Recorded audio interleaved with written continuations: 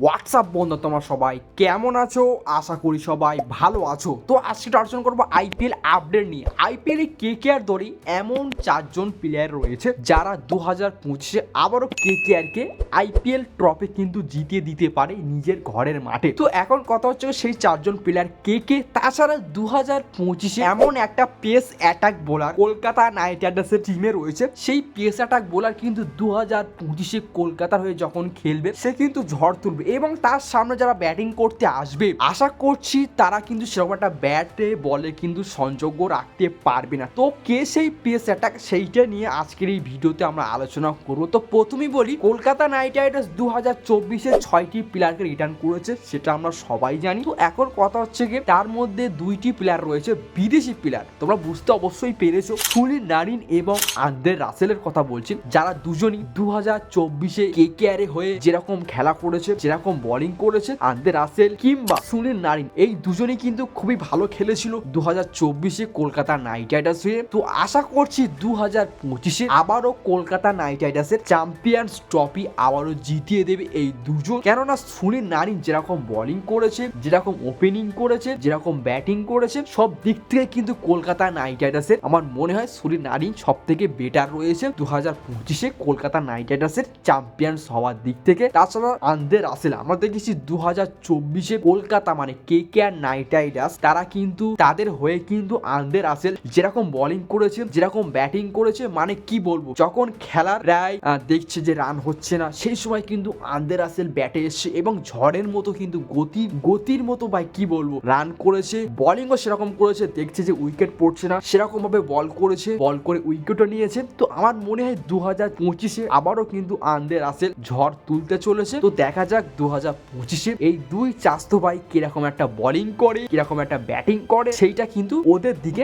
নজর অবশ্যই থাকছে। তাছাড়া রিঙ্কু সিং আমরা দেখেছি 2023-এ রিঙ্কু সিং যেরকম 5টা বলে 5টা 6 মেরেছিল, সেখান থেকে কিন্তু তার ব্যাটিং লেভেলটা ভাই অসাধারণ হয়ে গেছে। তো আশা করছি 2025-এ আবারও কিন্তু সে ঝড় তুলতে চলেছে। তাছাড়া এখন 2024-এ বর্তমানে টি-20 সিরিজ বা আইপিএল খেলে এসে 2024-এ কেকেআর হয়ে, সেখানেও কিন্তু রিঙ্কু সিং হয়তো 7 নম্বরে বা 6 নম্বরে আসে, সে কিন্তু এসে যেরকম ব্যাটিং করে ভাই বলাররা কিন্তু বল করতে ভয় পায়। তো আশা করছি 2025-এ আবারও কলকাতা নাইট রাইডার্সের ভালো একটা রান অবশ্যই করবে, আমরা সবাই আশা করছি। এবং 4 নম্বর রয়েছে ভ্যানকেটেশ আয়ার। ভ্যানকেটেশ আয়ার দেখেছি 2024-এ ভাই যেরকম একটা ব্যাটিং করেছে, আবারও কিন্তু 2025-এ সেই লেভেলে ব্যাটিং করতে আবারও দেখা যাবে। এবং অনেকেই বলছে ভ্যানকেটেশ আয়ার নাকি অধিনায়ক হবে, এখনো কিন্তু সঠিক কোনো সিদ্ধান্ত আসেনি কলকাতা নাইট রাইডার্সের তরফ থেকে। যদি ভ্যানকেটেশ আয়ার ক্যাপ্টেন্সি করে খুবই ভালো হবে, কেননা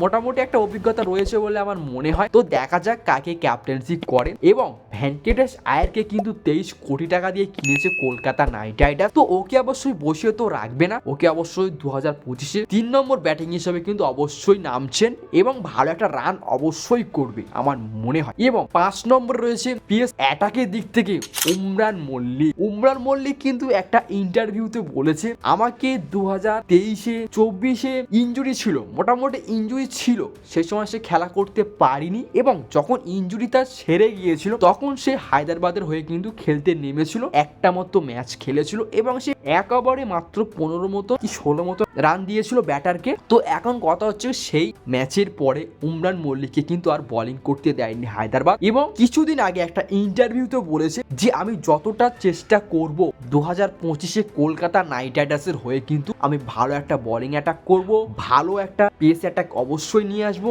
এবং সব থেকে দ্রুত গতি বল করার চেষ্টা করব 2025-এ কলকাতার হয়ে। এইটুকু শুনেছি একটা ইন্টারভিউতে যে উমরান মল্লিক ঠিক এরকম একটা বক্তব্য রেখেছে। তোমাদের যদি মনে হয় যে এই উমরান মল্লিক সঠিক বলছে কি মিথ্যে বলছে, অবশ্যই তোমাদেরকে নিউজ চ্যানেলটার নাম বলছি নিউজ 24, এই চ্যানেলে গিয়ে দেখবে উমরান মল্লিকের একটা ইন্টারভিউতে সে বলেছে কলকাতার হয়ে কতটা আমি ভালো খেলবো 2025-এ, সেটা বলেছে কলকাতার হয়ে। এবং 6 নম্বরে কিন্তু একটা প্লেয়ার রয়েছে অঙ্কুশ রঘুবংশী। অঙ্কুশ রঘুবংশী কিন্তু 2024-এ কলকাতা নাইট রাইডার্স হয়ে কিন্তু যেরকম একটা পারফরমেন্স করেছিল আমরা দেখেছি, প্রথম ম্যাচে কিন্তু সেঞ্চুরি মেরেছিল। তো আশা করছি এই যে কম বয়সী একটা তরুণী অঙ্কুশ রঘুবংশী 2025-এ কিন্তু কলকাতা নাইট রাইডার্স যখন খেলবে অবশ্যই কিন্তু ব্যাটে বলে কিন্তু কাঁপাবে, এইটুকু এইটুকু আশা করছি আমরা। তো এই যে 6টি প্লেয়ার অবশ্যই 2025-এ কলকাতা নাইট রাইডার্সের কিন্তু চ্যাম্পিয়ন্স ট্রফি কিন্তু অবশ্যই আবারও নিয়ে আসবে আমরা আশা করব, এবং দেখা যাক কিরকম একটা খেলা করে।